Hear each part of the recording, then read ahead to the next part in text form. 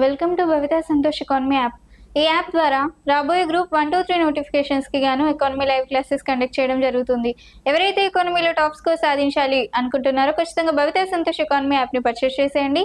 App price వచ్చి 7,500 and ఇందులో test series కూడా అవైలబుల్గా ఉన్నాయి 501 రూపీస్కి. కాబట్టి ఖచ్చితంగా పర్చేస్ చేసేయండి. అండ్ భవిత సంతోష్ ఎకానమీలో డైలీ కరెంట్ అఫైర్స్ అనేవి తెలుగు మరియు ఇంగ్లీష్ మీడియంలో కూడా అవైలబుల్గా ఉన్నాయి. కాబట్టి ఖచ్చితంగా భవిత సంతోష్ ఎకానమీ యాప్ని పర్చేస్ చేసేయండి. అలాగే ఛానల్ని సబ్స్క్రైబ్ చేయండి. అండ్ భవిత సంతోష్ ఎకానమీలో ఈరోజు డైలీ కరెంట్ అఫైర్స్కి సంబంధించి కొన్ని టాపిక్స్ని మనం మాట్లాడుకుందాం. దాంట్లో ఫస్ట్ టాపిక్, సుల్తాన్ ఫాజిల్ పార్క్ ఉద్యానవనానికి యునెస్కో తాత్కాలిక జాబితాలో చేర్చడం జరిగింది. మరి యునెస్కో అనేది ఈ సుల్తాన్ ఫాజిల్ పార్క్ని ఈ యునెస్కో జాబితాలో చేర్చడం జరిగింది. మరి యునెస్కో అనేది దేన్ని తన జాబితాలో చేర్చుకుంటుంది అని అంటే, మనకి పురాతనకి సంబంధించి పురాతన కట్టడాలకు కానీ లేదంటే చారిత్రాత్మక విషయాలకి సంబంధించి ఏదైనా పుస్తకాలకు కానీ ఏ విషయాలు అయినా కూడా వాటిని యునెస్కో అనేది వారసత్వంగా భావించి తన జాబితాలోకి చేర్చుకోవడం జరుగుతుంది.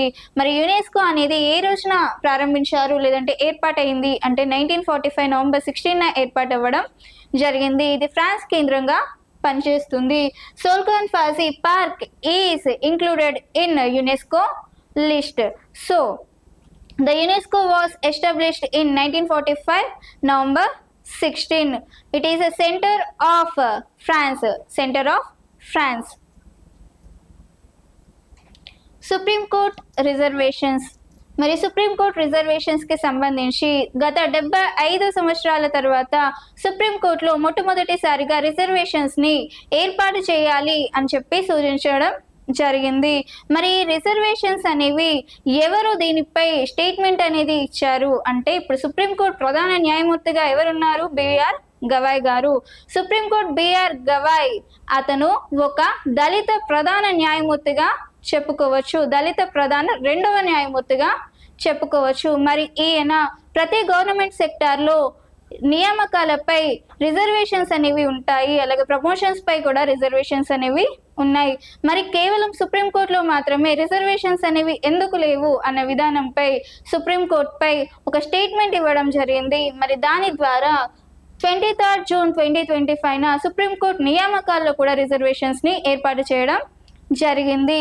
మరి నియామకాలు అనేవి ఓన్లీ జ్యుడిషియరీ వాళ్ళకి కాకుండా నాన్ జ్యుడిషియరీ వాళ్ళకి మాత్రమే ఈ నియామకాలు అనేవి వర్తిస్తాయి. Supreme Court started reservations on 23 June 2025 by the statement given by B.R. Gavai. He is a new justice of Supreme Court. So B.R. Gavai statement was, in all government sector having a reservations of recruitment and promotions, but only Supreme Court doesn't have any reservations of recruitment and promotions. Why? So we are also do a reservations on Supreme Court employments. So in that situation he is implemented reservations in a Supreme Court on 23rd June 2025. It is only for non-judiciary employees in Supreme Court, not for judiciary employees. Next, India indigenous photonic radar system. భారత స్వదేశీ photonics radar సిస్టమ్కి సంబంధించి మరి radar సిస్టమ్స్ని భారత్కి తీసుకురావడం జరిగింది. ఈ radar systems అనేవి దేనికి పనిచేస్తాయి అంటే, శత్రు దేశం నుంచి వచ్చే క్షిపణులను కానీ డ్రోన్లను కానీ దాగి ఉన్న క్షిపణులను డ్రోన్లను కూడా ఇవి పసిగట్టే ఉద్దేశంలో ఈ రాడర్లు అనేవి పనిచేస్తాయి. మరి దీనికి సంబంధించి రాడర్స్ని తీసుకురావడం జరిగింది. మరి దీన్ని ఎవరు అభివృద్ధి చేశారు అంటే DRDO, defence research development organisation దీన్ని డెవలప్ చేయడం జరిగింది. So the indigenous photonic radar systems అనేవి ఒక స్వదేశీ పరిజ్ఞానంతో తయారు చేయబడిన రాడర్ సిస్టమ్స్గా చెప్పుకోవచ్చు. So the radar systems are made completely with indigenous knowledge and These radars are developed by DRDO, and these radars are used to detect the incoming missions from enemy countries, and this is the use of radar systems.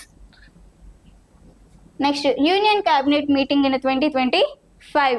మరి ఈ కేంద్ర cabinet సమావేశానికి సంబంధించి కేంద్ర cabinet సమావేశంలో ప్రధాని నరేంద్ర మోడీ నేతృత్వంలో ఈ క్యాబినెట్ సమావేశం అనేది జరిగింది. మరి దీనిలో భాగంగా 3 లక్షల కోట్ల వరకు పథకాలని కేటాయించడం జరిగింది.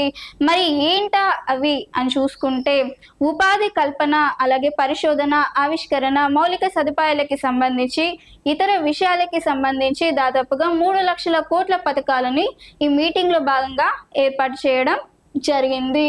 So the union cabinet meeting 2025 was done on June 2025 by the Prime Minister or by the chaired by Pradhani Narendra Modi. So in this meeting around 3 lakh crores are approved with the schemes or the around 3 lakh crores of schemes are approved in this 2025 cabinet meeting. So in that, what is the purpose of 3 lakh crores in this meeting? So the purpose made on employment generation, research, development and innovations, and also job securing schemes. This is the purpose. The union cabinet meeting was done on 2025. Next, global satellite development 2025. మరి global satellite development global satellite కి సంబంధించి కొంత సమాచారం. మరి satellite ద్వారా భూమి చుట్టూ తిరుగుతున్న ఉపగ్రహాలు దాదాపుగా 12,952 ఉపగ్రహాలు ఉన్నట్లుగా వివరించడం జరిగింది. దీంట్లో మరి ఏ రోజు నాటికి అంటే 29 జూన్ 2025 నాటికి 12,952 ఉపగ్రహాలు తిరుగుతున్నట్లుగా అంచనా వేయడం జరిగింది. మరి దీంట్లో కొత్త ఉపగ్రహాలు అనేవి దాదాపుగా 145 వరకు ఉన్నాయి అని చెప్పి అంచనా వేయడం జరిగింది. Global Satellite 2025. So it is estimated around 12,952 planets are revolving around the Earth, and new planets are there. In this new planets are 145 are there. So because of this global satellite. Big Beautiful Bill Senate. మరి big bill అనే దానికి సంబంధించి America అనేది కొత్తగా ఆమోదించడం జరిగింది. మరి ఈ బిగ్ బిల్ కి సంబంధించి అమెరికా అధ్యక్షుడు ట్రంప్ కి మరియు ఎలాన్ మస్క్ కి సంబంధించి చాలా వరకు గొడవలు కూడా జరిగాయి. మరి బిగ్ బిల్ కి సంబంధించి చాలా వరకు కూడా చాలా మంది వీళ్ళు వ్యతిరేకించడం జరిగింది. అప్పటికి కూడా ఈ అమెరికా ప్రెసిడెంట్ ట్రంప్ దీన్ని ఆమోదించడం జరిగింది. బిగ్ బ్యూటీ బిల్ ని ఆమోదించడం జరిగింది. మరి ఈ బిల్ కి సంబంధించి ఏంటా బిల్లు అని చూసుకుంటే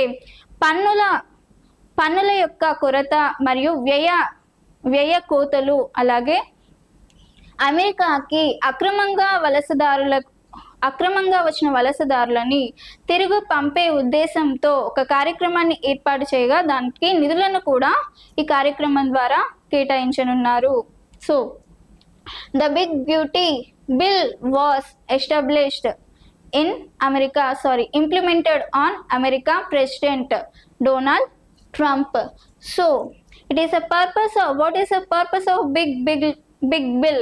So the purpose of big bill is tax breaks and also expenditure includes. So this is the purpose of implementing Big Beauty Bill on America.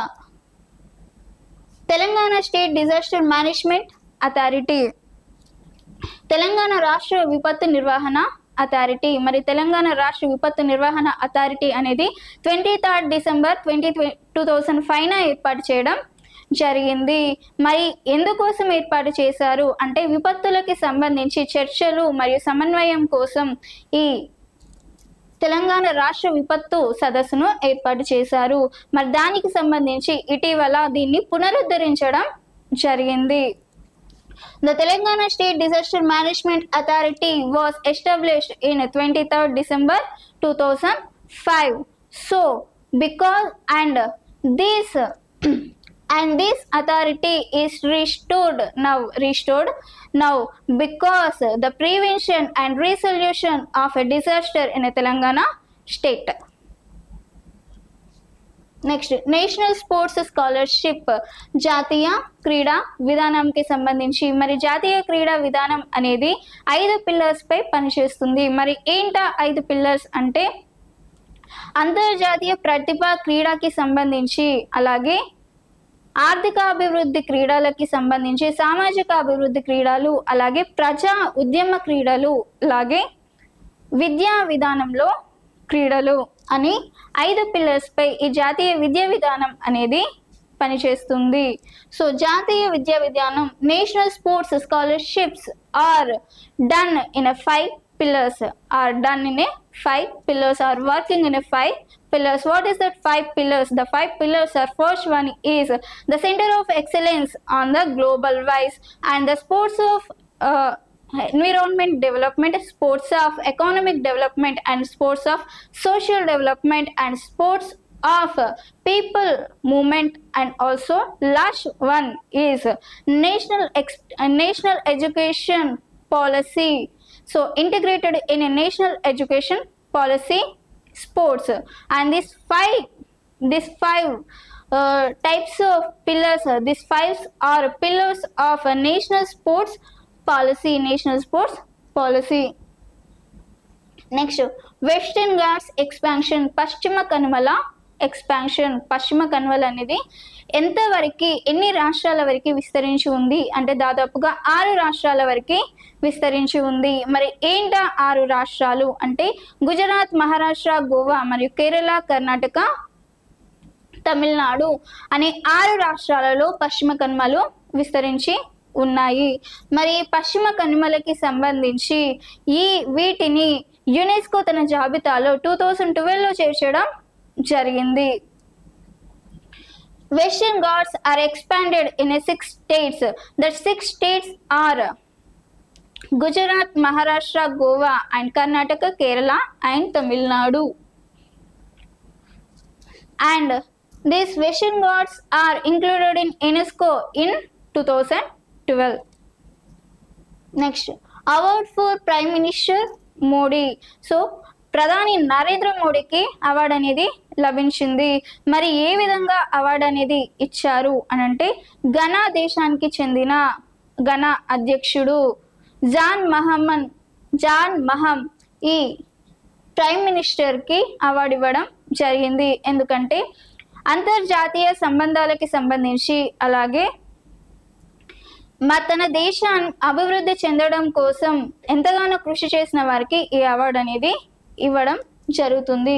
మరి దానిలో భాగంగా ప్రధాని నరేంద్ర మోడీకి ఈ అవార్డు అనేది ఇవ్వడం జరిగింది. So the award of prime minister Modi was Ghana state or Ghana country by the president of Ghana's country John Maham, by the president of Ghana's country John Maham, is given award to the Pradhani Narendra Modi because in a international relationships with the 2 countries and who done most services to develop the economy of the country, they give the awards to the people. So in that way Narendra Modi got an award. మరి ఇది ఈరోజు daily current అఫైర్స్కి సంబంధించి. And నా class కనుక మీకు నచ్చుంటే ఖచ్చితంగా వీడియోని like చేయండి, వీలైనంత మందికి షేర్ చేయండి, అండ్ ఖచ్చితంగా ఛానల్ని సబ్స్క్రైబ్ చేయండి. Thank you.